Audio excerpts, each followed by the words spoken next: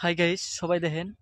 তো আমি যে আজকে আপনাদের দেখা দিতেছি গুলবরই বাগানে আমি আইছি। এই গুলবরই বাগানে দেখেন কত বড়ই, তো বহুত বড় হয়েছে। এই যে দেখেন, এই যে কি সুন্দর লাল টকটকা।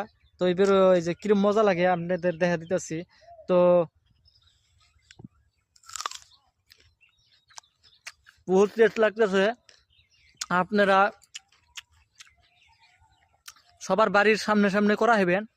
আমি বহুত আগে ভাবছিলাম যে এগুলা গুলবরই বহুত থাকে বরক জায়গায় বা সেগুলা জায়গা তো